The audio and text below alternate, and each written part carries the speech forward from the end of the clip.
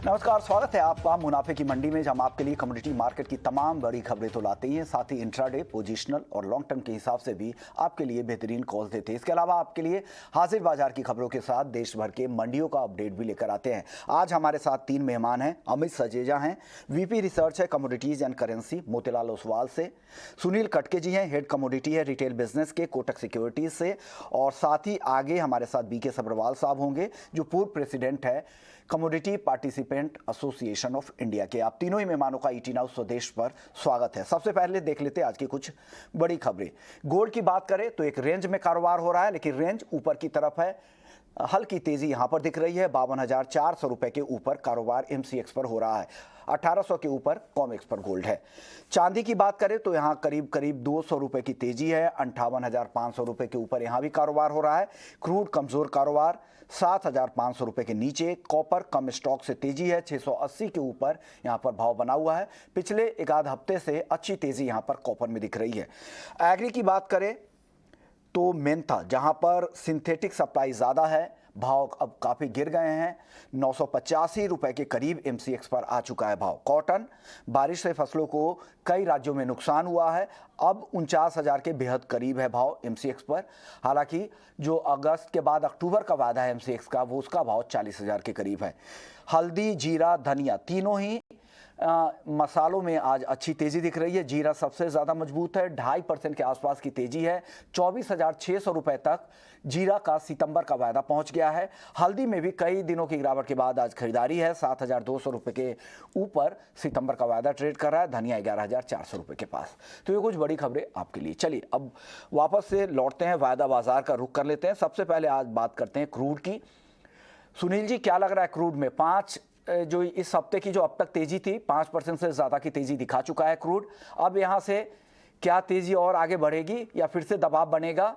एक psychological level जो Brent है 100 के बेहद करीब है, 99 के आसपास ट्रेड कर रहा है। क्या करना चाहिए यहाँ पर? जी नमस्कार विश्व मोहन जी। मुझे लगता नमस्कार है सर। क्रूड ऑयल के प्राइसेस एक रेंज में जरूर रहेंगे। दो तरफा न्यूज है क्रूड में। एक तरफ थोड़ा बहुत डॉलर इंडेक्स में वीकनेस नजर आ रहा है, तो जितने भी डॉलर डिनोमिनेटेड कमोडिटी हैं थोड़ा सपोर्ट मिल रहा है। और दूसरी तरफ मुझे लगता है जो क्रूड ऑयल का मार्केट में सप्लाई है बढ़ रहा है, जिसके वजह से थोड़ा दबाव जो है कंटिन्यू होते हुए नजर आ रहा है। बट शॉर्ट टर्म में मुझे लगता है $100 के आसपास जब तक वो स्टेबलाइज नहीं होता तब तक थोड़ा सेलिंग का ही दबाव रहेगा। 3 फंडामेंटल फैक्टर जो है मैं ध्यान में रखूंगा और मैं वो रेकमेंड करूंगा जितने भी निवेशक हैं उस पर भी ध्यान रखें। एक, यूएस का जो क्रूड का स्टॉक है वो बढ़ते जा रहा है। अगर हम यूएस का जो प्रोडक्शन है उसका लेवल देखें तो अप्रैल 2020 के हाईएस्ट लेवल पे पहुंचा है, तो इसका मतलब सप्लाई की कोई कमी नहीं है मार्केट में। दूसरी तरफ फेड के रेट बढ़ने से डिमांड में कहीं ना कहीं कटौती आने की आशंका है। और तीसरी तरफ मुझे लगता है ओवरऑल ग्लोबल इकोनॉमिक रिसेशन के जो फियर हैं उसके वजह से भी कहीं ना कहीं जो बड़े इंपोर्टर्स हैं वहां से डिमांड घटने का जो न्यूज है उसके वजह से भी थोड़ा दबाव देखने को मिल सकता है। तो शॉर्ट टर्म में मुझे लगता है एवरी रैली पे एक सेलिंग का अपॉर्चुनिटी बनता है। डोमेस्टिक मार्केट में भी मुझे लगता है कि थोड़ा बहुत गिरावट और जारी रह सकता है, तो एवरी राइज पे सेल रेकमेंड कर सकते हैं। अभी जो भाव है 7,470 के रेंज में चल रहा है डोमेस्टिक मार्केट में। ऑलरेडी 51 रुपया डाउन है। मुझे लगता है 7,500 का एक रेजिस्टेंस है, उसको स्टॉप लॉस के तरह मेंटेन करते हुए बेचना चाहिए। इंट्राडे में मुझे लगता है कि 7,350 तक का लेवल आज के ट्रेडिंग सेशन में दिखा सकता है। नियर टर्म में मुझे लगता है कि डोमेस्टिक मार्केट में क्रूड ऑयल का भाव 7,000 के लेवल को एक बेस बना सकता है। डॉलर टर्म में मुझे लगता है ब्रेंट जो है $95 का एक बेस बना सकता है, ऐसा लग रहा है। अब अमित जी, आपको क्या लग रहा है क्रूड में ऑप्शंस से कोई ट्रेड बन रहा है क्या? ऑप्शंस की कोई रणनीति है क्या आपके पास क्रूड में आज? जी नमस्कार। नमस्कार सर। देखिए, यहाँ पर दो व्यूज हैं। एक वेरी शॉर्ट टर्म या इंट्राडे व्यू में कहूँ तो एक करेक्शन देखने मिल सकती है 7,400 के नीचे की। तो शुरुआती दौर में यानी फर्स्ट हाफ में मैं समझता हूँ कि एक बार 7,400 के पुट के को लेकर काम किया जा सकता है, क्योंकि एक मुनाफा वसूली का दौर देखने मिलेगा। और ओवरऑल अगर व्यू के साथ चलना चाहें तो इस डिप के बाद में दोबारा बाइंग रिज्यूम होगी। तो शॉर्ट टर्म बेसिस 7,400 का पुट होगा, लेकिन अगर आप 2 से 3 दिन के लिए लेना चाहते हैं तो 7,700 के कॉल को डिप पे लेके चला जा सकता है ओवरऑल। चलिए, तो ये सलाह क्रूड को लेकर हो गई। अब नेचुरल गैस की बात कर लेते हैं। नेचुरल गैस पर आपका व्यू क्या है सुनील जी आज? आई थिंक नेचुरल गैस एक पॉजिटिव मोमेंटम बना रहा है। कल भी हमने देखा ठीक ठाक बाइंग देखने को मिली थी नेचुरल गैस के प्राइस में। आज भी तकरीबन वही ट्रेंड कायम होते हुए नजर आ रहा है। आज हालांकि ओपनिंग थोड़ा नेगेटिव हुआ है, 689 690 के रेंज में चल रहा है, 9-10 रुपया डाउन है, बट फंडामेंटल्स थोड़ा सपोर्टिव है। एक तरफ रशिया की तरफ से जो यूरोप को नेचुरल गैस सप्लाई होती है वो तकरीबन 15-20% कैपेसिटी पे ही काम कर रहा है। दूसरी तरफ उसके कारण यूरोप में गैस के prices almost all time high पे हैं, तो कहीं ना कहीं एनर्जी प्राइसेस जो है वहां पे बढ़ते हुए नजर आ रहा है। और तीसरी तरफ मुझे लगता है over a period of time जो यूएस में टेक्सास में जो एक्सपोर्ट फैसिलिटी हैम्पर हुई थी ब्लास्ट के चलते, वो रिज्यूम हो सकती है, तो उससे यूएस के एक्सपोर्ट्स बढ़ेंगे, तो मुझे लगता है कि नेचुरल गैस के भाव फिर से बढ़ सकते हैं। Plus I think cooling demand भी है, क्योंकि वेदर वार्मर देन एक्सपेक्टेड है, तो कहीं ना कहीं वो भी एक सपोर्टिंग फैक्टर रहेगा। तो मेरा मान के चलना यही है कि करंट लेवल पे भी एक बाइंग अपॉर्चुनिटी बन रही है। इंट्राडे में मैं एक्सपेक्ट कर रहा हूँ कि 702 तक का एक लेवल देखने को मिल सकता है। 685 का एक स्टॉप लॉस लेके बाई करा जा सकता है मार्केट पे भी। तो ये व्यू है, आप बाई कर सकते हैं 702 का इंट्राडे के लिए, लेकिन जो स्टॉप लॉस बता रहा है उसका जरूर फॉलो कीजिएगा, काफी वॉलेटाइल काउंटर नेचुरल गैस होता है। चलिए अब गोल्ड और सिल्वर की बात कर लेते हैं। अमित जी, गोल्ड और सिल्वर तो ठीक ठाक तेजी दिखा रही है, अब 58,600 रुपए के ऊपर पहुंच गई है चांदी। क्या करना चाहिए, क्या खरीदे आज, गोल्ड या सिल्वर, अमित जी? जी देखिए, दोनों में ही कहीं ना कहीं एक अपट्रेंड दिखाई दे रहा है। पिछले हफ्ते हमारी 1805 से 1810 डॉलर तक की बात हुई थी, वो इस हफ्ते टेस्ट होता हुआ दिखा। हालांकि उसके बाद एक रिट्रेसमेंट जरूर देखने मिली है। इस हफ्ते जो डेटा आए हैं सीपीआई और पीपीआई यूएस से, कहीं ना कहीं एक शुरुआत हुई है इन्फ्लेशन जो है कंट्रोल में आने की। हालांकि काफी जल्दबाजी होगी ये कहना कि डेफिनेटली कंट्रोल में आया है, लेकिन एक रिलीफ डेफिनेटली मिली है मार्केट को, और उस वजह से डॉलर इंडेक्स में हमने रिट्रेसमेंट आते हुए देखा है। 105 का जो महत्वपूर्ण स्तर था वो उसने ब्रेक किया है और 103.50 तक जाने की उम्मीद है डॉलर इंडेक्स की। तो इस वजह से कहीं ना कहीं गोल्ड और सिल्वर में निचले स्तरों पे हमें बाइंग की अपॉर्चुनिटी डेफिनेटली देखने मिलेगी। मुझे लगता है हल्की सी मुनाफा वसूली शुरुआती दौर में दिखाई देगी गोल्ड में। जो प्राइसेस जो है 52,200 से 250 तक जा सकती हैं, बट वो एक बाइंग का एक मौका होगा। ओवरऑल ऐसा लगता है कि 52,600 से 650 तक जा सकती हैं prices, so buy on dip करके चला जा सकता है। सिमिलरली चांदी को बेस मेटल्स और गोल्ड दोनों का ही सपोर्ट फिलहाल मिल रहा है, इसलिए यहाँ पर भी 58,200 के करीब बाइंग इनिशिएट कर सकते हैं। और मेरा मानना है कि 59,300 से 400 तक के लेवल को टारगेट की तरह लेके चला जा सकता है। ओके, चलिए अब एक और खबर देख लेते हैं, और हमारे साथ बीके सबरवाल हैं, पूर्व प्रेसिडेंट है सीपीआई के। सर, स्वागत है आपका ईटी नाउ स्वदेश पर, सबरवाल साहब। सर, हम आज़ादी का अमृत महोत्सव मना रहे हैं देश भर में। कमोडिटी ट्रेडर्स हैं, जो हमारी कम्युनिटी है, कमोडिटी के जितने भी पार्टिसिपेंट्स हैं, उनकी भी काफ़ी शिकायतें रहती है कि 2 दशक के आसपास हो गया कमोडिटी वायदा शुरू हुए, लेकिन उस तरह से डेप्थ मार्केट में नहीं आ रहा है। प्राइस डिस्कवरी को लेकर दिक्कतें हैं, लिक्विडिटी को लेकर दिक्कतें हैं, तमाम दिक्कतें, खास करके एग्री कमोडिटी की जब भी बात होती है। तो क्या इस दिशा में क्या करने की जरूरत है सर?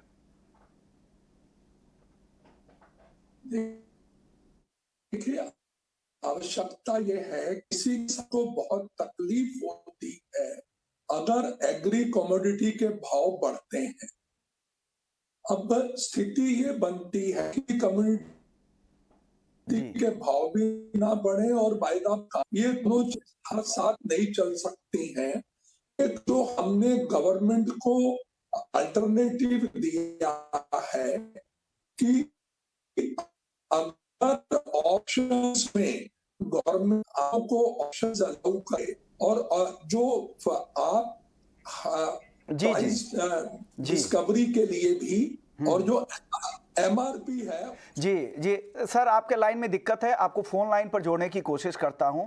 तो हम बात कर रहे थे एग्री वायदा के, खास करके जिस तरह के चैलेंजेज है, कई दफा वायदा की चाल फंडामेंटल्स के विपरीत चलती है। ये शिकायतें ट्रेडर्स की तरफ से आती है। अलग अलग ट्रेडर्स की शिकायतें हैं कि हाजिर से तालमेल बिल्कुल नहीं है, हाजिर का भाव और वायदा के भाव में 10% तक के फर्क देखने को मिलते हैं। खास करके एग्री वादा में अनावश्यक तौर पर उतार चढ़ाव फंडामेंटल्स के विपरीत भी कई बार देखने को मिलते हैं। कम लिक्विडिटी होने की वजह से सट्टेबाजी की आशंका इस मार्केट में ज़्यादा बढ़ जाती है। एग्री वादा को लेकर जागरूकता भी कम है, काफ़ी डेप्थ कम है लोगों में, सही एग्री वादा को लेकर सही आंकड़े भी बाजार में नहीं है। इस वजह से भी जागरूकता फैलने में देर लग रही है और एसेट क्लास के तौर पर यह पूरी तरह से मार्केट स्टेबलाइज नहीं हो पा रहा है। एक्सचेंज का भी सुस्त रवैया है। कोई अगर पार्टिसिपेंट्स की तरफ से कोई सवाल किए जाते हैं या कुछ मुद्दे उठाए जाते हैं, उनके जवाब आने में या उनके साथ बातचीत करने में भी काफ़ी देरी होती है और बहुत बार एक्सचेंज में के वेयर हाउस में जो माल है उसकी क्वालिटी को लेकर भी कई बार सवाल उठते हैं। जो वह हाजिर के जो क्वालिटी है और एक्सचेंज के वेयर हाउस में उस क्वालिटी में भी काफ़ी फ़र्क है, जैसा हमने कॉटन केक की क्वालिटी को लेकर बताया था। एग्री मार्केट में छोटे साइज का कॉन्ट्रैक्ट साइज बहुत कम है, ये एक बड़ी दिक्कत है। सुनील जी, आपका भी इस मुद्दे पर चाहिए। आप काफ़ी समय से एग्री कमोडिटी मार्केट से जुड़े हुए हैं, क्या लग रहा है एग्री मार्केट को कैसे डेवलप किया जा सकता है, कैसे इस मार्केट को के डेप्थ को बढ़ाया जा सकता है? सारे पॉइंट्स आपने हाईलाइट ऑलरेडी कर दिए हैं। जैसे आपने बताया, एक अगर कॉन्ट्रैक्ट साइज थोड़ा छोटा हो जाता है तो ज्यादा पार्टिसिपेंट्स जो है वहां पे आ सकते हैं, क्योंकि एग्री में ऑप्शंस कॉन्ट्रैक्ट जो है उतने पॉपुलर नहीं है जितने अभी हम एनर्जी प्रोडक्ट में या बुलियन में देखने को हमें मिलता है। तो ऑप्शंस कॉन्ट्रैक्ट का आना एक मुझे लगता है कि पॉजिटिव मूव रहेगा एग्री में, क्योंकि वहां पे सिर्फ प्रीमियम पे करके अपने क्रॉप को वो कहीं ना कहीं एक इंश्योर कर सकते हैं प्राइस रिस्क वोलेटिलिटी से। तो मुझे लगता है एक नीश सेगमेंट है। स्पेकुलेटिव पार्टिसिपेशन ज्यादा न होने के कारण क्या होता है, कम पार्टिसिपेशन रहते हैं। जो इस बैकग्राउंड से बिलोंग करते हैं, एग्री बैकग्राउंड से, वही ज्यादा पार्टिसिपेट करते हैं। और हमको ये भी ध्यान में रखना होता है कि जो स्क्रीन पे दिखते हैं वो फ्यूचर प्राइसेस हैं, स्पॉट के प्राइसेस नहीं है। तो कई बार लोगों को ये लगता है कि भाई आज स्पॉट में अगर ये भाव चल रहा है तो स्क्रीन पे इससे 5% ज्यादा या 10% ज्यादा क्यों दिख रहा है हमें। तो उनको ये ध्यान में रखना चाहिए कि जो वायदे में वो आज एंट्री ले रहे हैं वो एक महीने आगे या 2 महीने आगे का कॉन्ट्रैक्ट है। तो कहीं ना कहीं थोड़ा बहुत प्राइस में प्रीमियम जरूर दिखेगा या डिस्काउंट जरूर दिखेगा। तो वो नॉलेज जो है कहीं ना कहीं जो पार्टिसिपेंट्स है उनको मुहैया और ज्यादा करना चाहिए। जैसे आपने बताया, एजुकेशन का भी एक परव्यू है जो कि हमें ध्यान में रखना चाहिए, ज्यादा से ज्यादा लोगों को अवेयर करना चाहिए। तो उससे मुझे लगता है कि ये मार्केट भी थोड़ा और ज्यादा फूले फलेगा। इंडिया जो है एग्री प्रधान देश है, यहाँ पे एग्रीकल्चर पे ज्यादा महत्व दिया जाता है और एग्री काउंटर्स ही डेरिवेटिव मार्केट में अगर उतने सक्सेसफुल नहीं है तो ये थोड़ा चिंता का विषय रहता है। बट कहीं ना कहीं एजुकेशन जैसे जैसे धीरे धीरे बढ़ेगा और ऐसे इंस्ट्रूमेंट्स भी आएंगे जहाँ पे छोटे से छोटे पार्टिसिपेंट्स भी काम कर पाए, तो मुझे लगता है कि इसमें थोड़ा बहुत बढ़ोतरी जो है आने वाले समय में देखने को मिलेगा। बहुत सारे स्टेप्स जो है मुझे लगता है एनसीडीएक्स की तरफ से भी देखने को मिल रहे हैं आने वाले समय में। छोटे छोटे वीडियोस अभी वो रिलीज कर चुके हैं, हर प्रोडक्ट को एक्सप्लेन करते हुए 2 या 3 मिनट के वीडियोस हैं। तो मुझे लगता है जागरूकता अभी फैल रही है। तो कहीं ना कहीं धीरे धीरे मुझे लगता है कि पार्टिसिपेशन लौट के आते हुए नजर आ सकता है। ओके, बीके सबरवाल साहब, धीरे धीरे पार्टिसिपेशन इनका खटके साहब का कहना है कि लौट कर आएगा, लेकिन काफ़ी वक्त हो चुका है, करीब करीब 2 दशक हो चुके हैं जिस समय शुरू हुआ था अगर वायदा कारोबार, तो उसका मकसद क्या था सर? देखिए, मकसद यही था प्राइस डिस्कवरी मैकेनिज्म।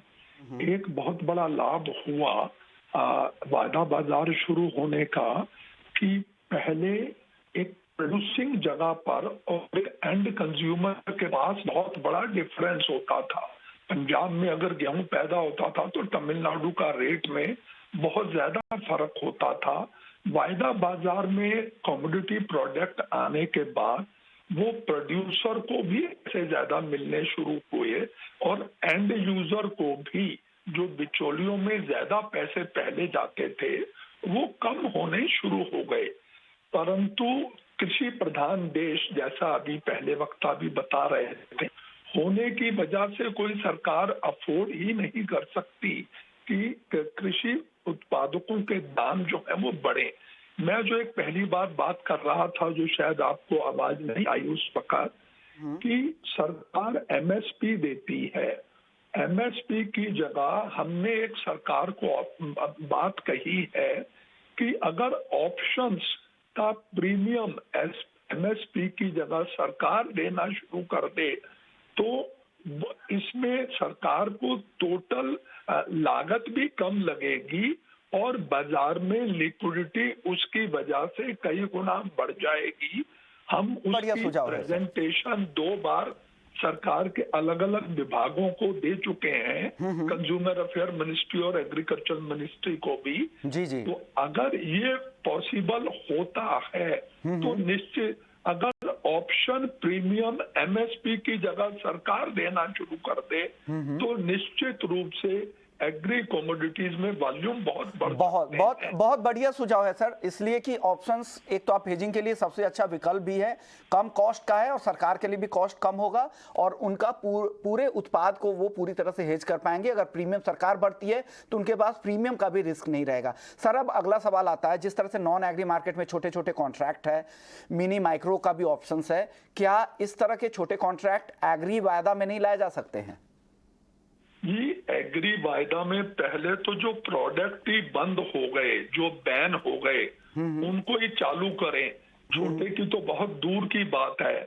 आज हम अपने पिछले 2 वर्षों में 3 वर्षों में हमारे 9 एग्री के कॉन्ट्रैक्ट बंद हो चुके हैं। अब नए कॉन्ट्रैक्ट तो चालू करने की बात दूर रही, हम तो ये भी कहते हैं जो कि कॉन्ट्रैक्ट चल रहे हैं उसके तो मिनी माइक्रो आ सकते हैं ना सर? हाँ, मिनी माइक्रो निश्चित रूप से आने से उसका लाभ होगा, पर उसका लाभ तब ज्यादा होगा अगर ऑप्शंस को भी साथ में एक्टिवेट किया जाए तो। ओके सर, लेकिन अभी जो ऑप्शंस है उसमें तो पार्टिसिपेशन आ नहीं रहा है। मसालों का भी ऑप्शन शुरू हुआ, ग्वार का भी शुरू हुआ, पहले तिलहन वगैरह में भी शुरू हो चुका है, लेकिन पार्टिसिपेशन क्यों नहीं आ पा रहा है? कहाँ दिक्कत हो रही है? क्या एक्सचेंज के फ्रंट से दिक्कत हो रही है, उस तरह की अवेयरनेस नहीं है, या एफपीओज के साथ मिलकर काम नहीं कर पा रहा है ठीक ढंग से? नहीं, देखिए, अभी एनसीडीएस की नई मैनेजमेंट आने के बाद जो अभी एमडी अरुण रास्ते जी आए, उन्होंने प्रयास तो बहुत किए, परंतु क्योंकि कई सब्जेक्ट स्टेट सब्जेक्ट हो जाते हैं, जैसे हम आज जीएसटी को पूरे all over India central subject लेकर कर पाए।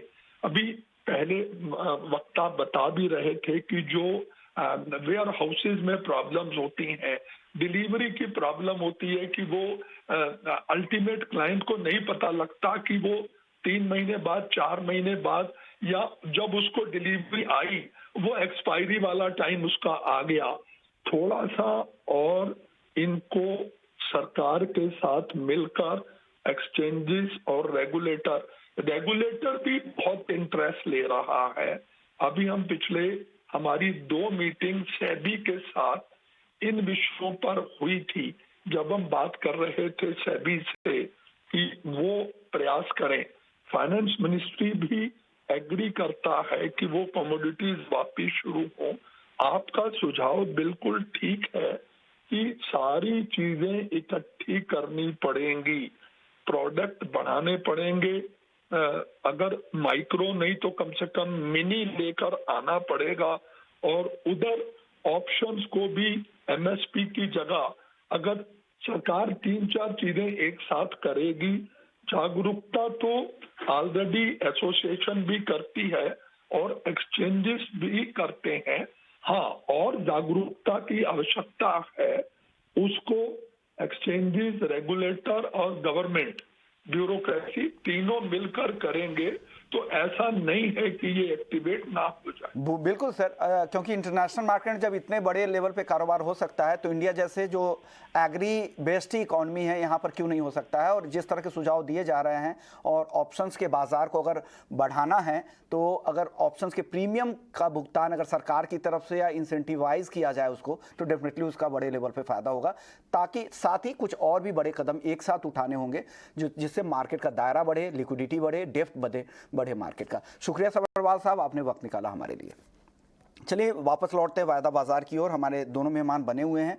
सुनील कटके साहब, अब आपसे कुछ एग्री मार्केट की ही फटाफट बात कर लेते हैं। सबसे पहले कॉटन की। अब हम बाजार की बात कर रहे थे, एमसीएक्स पर अब देखिए दिक्कत क्या है। अगला जो कॉन्ट्रैक्ट है, जो अगले सीजन का अराइवल टाइम के सीजन का जो कॉन्ट्रैक्ट है अक्टूबर का, वहाँ पर भाव 40,000 के आसपास है। अब ये भाव 49,000 के करीब, अभी 49,000 के ऊपर भी आ गया है अगस्त का वायदा। काफ़ी फ़र्क है। अब कितना बड़ा अंतर हो जाता है, भले ही उस समय अराइवल हो, लेकिन काफ़ी फ़र्क नहीं हो पा रहा है। तो क्या दिक्कत हो रही है? Ji Vishnu Mohan ji, I think international front पे भी अगर हम देखते हैं तो यूएस में भी कॉटन के प्राइसेस बढ़े हैं। वहां पे भी प्रोडक्शन लॉस हुआ है अनफेवरेबल वेदर की वजह से। इवन इंडिया में भी, नॉर्थ इंडिया में पेस्ट अटैक के चलते कहीं ना कहीं क्रॉप में डैमेज मेरा की न्यूज सवाल थी। ये था कि दो कॉन्ट्रैक्ट में क्या आइस के दो कॉन्ट्रैक्ट में इतना ज्यादा फर्क रहता है क्या? नॉर्मली देखिए, ये इस बार का जो गैप है थोड़ा एबनॉर्मल है बोल सकते हम्म। हैं हम। बट जो इमीडिएट फंडामेंटल जो सपोर्टिंग फैक्टर है वो अभी हाजिर भाव में अगर आप देखते हैं तो मार्केट में डिमांड जो है ठीक ठाक है। बट ये न्यूज है कि भाई यूएस में भी क्रॉप लॉस है, इंडिया में भी पेस्ट अटैक है, अनफेवरेबल वेदर है, इसके चलते भाव एकदम से बढ़ सकते हैं। तो कहीं ना कहीं वायदा बाजार में आपको देखने को मिलेगा कि ज्यादा से ज्यादा लोग जो है बाइंग की तरफ अट्रैक्ट हो रहे हैं। और जैसे आपने बताया, अगला जो कॉन्ट्रैक्ट है अक्टूबर का, वो डिस्काउंट में इसलिए है क्योंकि सितंबर अक्टूबर से नया क्रॉप का अराइवल शुरू हो जाएगा। तो कहीं ना कहीं वो डिस्काउंट में तो रहना ही था। बट हाँ, जो डिफरेंस है 9,000 रुपया 8,000 रुपया का करंट वायदे में और अगले वायदे में, वो थोड़ा ज्यादा प्रीमियम पे है, मुझे भी लगता है। और मुझे लगता है कि आने वाले समय में ये नैरो डाउन हो सकता है। तो अभी आप देखना, अगस्त कॉन्ट्रैक्ट में हो सकता है थोड़ी बहुत सेलिंग ओपन इंटरेस्ट जो है क्रिएट होते हुए नजर आएगी आने वाले समय में। तो नियर टर्म में मुझे लगता है हफ्ते 10 दिन में कॉटन का जो अगस्त का वायदा है, हो सकता है 2-3 हजार रुपया फिर से सस्ता हो जाए। यहाँ पे एक बेहतरीन सेलिंग अपॉर्चुनिटी के तौर पे स्टिक स्टॉप लॉस के साथ मुझे लगता है कि ट्रेडर्स देखेंगे। और जो जो गैप है, मुझे लगता है स्प्रेड ट्रेडिंग में ज्यादा अभी लोग इंटरेस्ट लेंगे। वो अक्टूबर का वायदा खरीदेंगे और अगस्त का बेचेंगे। तो वो एक्सपेक्ट करेंगे कि ये जो 9,000 का 8,000 का गैप है, ये नैरो डाउन होकर 5-6 हजार तक का हो। जैसे मैंने बताया, न्यूज ड्रिवन अप ट्रेंड है यहाँ पे, ग्लोबल लेवल पे भी हो गया या डोमेस्टिक मार्केट पे भी हो गया। बट ये प्रीमियम जो है over a period of time मुझे लगता है कि नैरो डाउन हो सकता है आने वाले समय में, ऐसा मैं एंटिसिपेट करके चल रहा हूँ। अब फटाफट से सवाल आपसे कुछ सवाल लेंगे। अब मसालों की बात कर लेते, काफी अच्छी तेजी आज दिख रही, क्या करना चाहिए यहाँ पर? जी आई थिंक ट्रेंड थोड़ा ठीक है, मैं ठीक ही रहेगा। जी जी, कट के सर। अच्छा, ओके। तो देखिए, ट्रेंड मोमेंटम थोड़ा सपोर्टिव ही रहेगा। अगर जीरा का देखें तो मुझे लगता है इस बार का अराइवल कम है, मतलब सप्लाई कम है, मार्केट में डिमांड बेहतर है। तो ये प्राइसेस जो हैं सपोर्टिव रहेंगे। मैंने थोड़े फिजिकल मार्केट पार्टिसिपेंट से बात किया तो कई लोग 27,000 28,000 का भी टारगेट बता रहे हैं जीरा में, जो कि मुझे लगता है थोड़ा ओवर फेस्ड है। बट फिर भी एक पॉजिटिव मोमेंटम जो है मुझे लगता है कि ये बरकरार रहेगा सारा ही जो स्पाइस कॉम्प्लेक्स है। पिक ऑफ द कमोडिटी मुझे लगता है जीरा में थोड़ा बाई साइड में कंटिन्यू रहना बनता है, मुझे लगता है। और 1,000 से 1,500 रुपए हल्दी का सर, तेजी जो है सर हल्दी काफी टूट चुकी है। अप्रैल की ऊंचाई से देखे तो काफी नीचे है, 10,000 के आसपास भाव था उस समय, 7,000 के आसपास आ चुका है। हल्दी नहीं खरीदे अब? देखिए, मुझे लगता है कि हल्दी में भी एक बाइंग बैक आएगा, एक थोड़ा बहुत प्रॉफिट बुकिंग जरूर देखने को मिल सकता है। बट क्योंकि वो ट्रेंड थोड़ा डाउन साइड का था, तो अगेंस्ट द ट्रेंड पोजीशन बनाना थोड़ा रिस्की होता है। उस वजह से मैंने जीरा ओवर टर्मरिक चुना। बट हाँ, स्टिक स्टॉप लॉस के साथ मुझे लगता है कि हल्दी में भी एंट्री ले सकते हैं। बट उसका क्योंकि मोमेंटम थोड़ा डाउन साइड है, टेक्निकल चार्ट फ्रंट पे भी थोड़ा सेल ऑफ ही दिख रहा है, तो उस वजह से हमने सोचा कि अभी थोड़ा वेट करते हैं, मे बी और थोड़ा डिप मिलता है तो तब एक खरीदारी का मौका मिलेगा। बट मुझे लगता है कि jeera will be a pick of commodity अगर हम वैसे स्पाइसेस की बात करते हैं तो। ट्रेंड के हिसाब से जा रहे हैं तो जीरा उनको पसंद आ रहा है। चलिए सर, अब छोटा जवाब आप दीजिएगा। दो सवाल आपसे लेने हैं। पहला सवाल ग्वार को लेकर है। ग्वार को लेकर जो फंडामेंटल्स है वो क्लियर है कि राजस्थान में इस बार बारिश बहुत अच्छी है, बुआई के जो नंबर्स है वो ज्यादा है। अब कहां पर बेस बनाएगा, कहां से खरीदारी शुरू करे ग्वार सीड और ग्वार गम? मुझे लगता है गुआर सीड 4,500 तक का अगर लेवल मिलता है तो एक पोजिशनल बाइंग ठीक रहेगी। और गुआर गम मुझे लगता है 8,500 का एक लेवल है, अगर वहां पे मिलता है तो एक खरीदारी का मौका ठीक रहेगा। सीड ग्वारगम के बाद अब बेस मेटल्स नॉन एग्री पे लौटते हैं। नॉन एग्री में मेटल में खास करके कॉपर काफी अच्छी तेजी दिखा चुका है, 650 के आसपास। कई सारे एक्सपर्ट्स कह रहे थे कि अब बिकवाली का मौका है, लेकिन वो बिकवाली नहीं आई, 680 के ऊपर आ चुका है। अब क्या सलाह देंगे कॉपर में? मुझे लगता है देखिए, ट्रेंड थोड़ा तेजी रहेगा। एक थोड़ा बहुत डॉलर इंडेक्स में वीकनेस है तो उसका सपोर्ट मिल रहा है। और अभी जो आने वाले सितंबर के फेड मीटिंग में है, जॉब डेटा थोड़ा बेहतर है, इन्फ्लेशन थोड़ा कंट्रोल में है, तो हो सकता है सितंबर में फेड जो है 75 बेसिस पॉइंट से रेट ना बढ़ा के हो सकता है 50 बेसिस पॉइंट तक का बढ़े। तो ये थोड़ा मार्केट के लिए पॉजिटिव न्यूज है, तो इसका ट्रेंड मुझे लगता है कि थोड़ा सपोर्टिव फैक्टर रहेगा। दूसरे फ्रंट पे सप्लाई कंसर्न जरूर देखने को मिल रहे हैं अभी मार्केट में कॉपर की सप्लाई थोड़ी घटती हुई नजर आ रही है, उसकी वजह से भी थोड़ा सपोर्ट मिल रहा है। चाइना का रियल एस्टेट सेक्टर भी थोड़ा बूस्ट होते हुए नजर आ रहा है, थोड़ा बहुत इक्विटी मार्केट में भी रैली लौटते हुए नजर आ रही है, तो रिस्क एपेटाइट थोड़ा बढ़ते हुए नजर आ रहा है। तो मुझे लगता है बाइंग अपॉर्चुनिटी है कॉपर में। 680-82 के रेंज में बाई करना चाहिए, 678 का एक स्टॉप लॉस लगा के मुझे लगता है इंटरडे में 690 का टारगेट किया जा सकता है। इंट्राडे के लिए कॉल है, ध्यान रखिएगा, टाइम फ्रेम हमेशा ट्रेडिंग में ध्यान रखें। वो एक्सपर्ट्स क्या कहना चाह रहे हैं ये समझे, टाइम फ्रेम, पोजिशनल, इंट्राडे, क्या कब कॉल है। ये इंट्राडे के लिए कॉल है, 682 रुपए का के लेवल पे खरीदना है, 690 के टारगेट के लिए 678 का स्टॉप लॉस लगाना है। शुक्रिया अमित जी आपका और सुनील जी आपका, आप लोगों ने वक्त निकाला और बेहतरीन ट्रेडिंग कॉल दिया और आउटलुक भी समझाया।